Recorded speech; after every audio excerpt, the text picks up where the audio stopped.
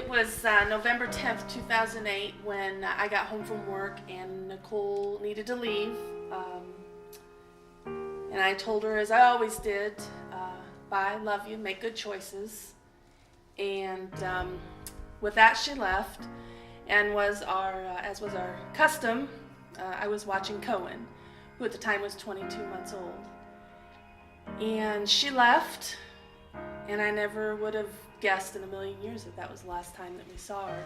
In the middle of the night, I was awakened with pounding in a loud voice saying, "Busco Police, Cherubusco Police, is anyone home?" And you wake up out of a deep sleep, and I was a little confused. Why would there be a police officer standing in my house in the middle of the night?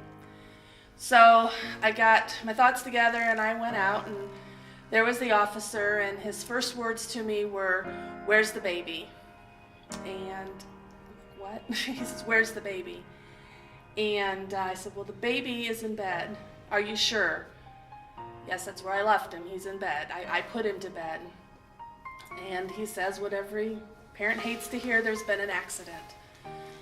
And we're kind of in the kitchen at this point, and he said the accident was on Highway 33, and I could hear traffic on his microphone, but I couldn't really understand. It was kind of garbly.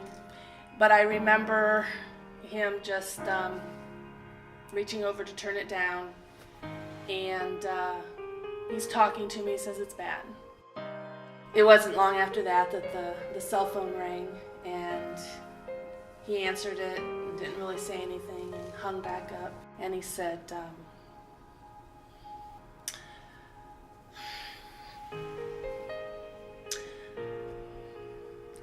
"I'm sorry, but she didn't make it." And I always wondered how I would react in a situation like that, because you see on TV these crazy women that scream out and hit the ground, and all I could do was lean back and let the counter catch me. She was gone. I wanted answers. We've always, every time something bad happens, we all want answers. We want to know why. It took about a month, and then God did answer why. And it's a 22-month little old boy. His mother wasn't following the straight and narrow like she should, and her life was spiraling out of control. And due to that, I believe that's the reason God took her. He's been there for us. I mean, there are people that this would happen to them and they go to pieces. Me, I believe it's made my faith a little stronger.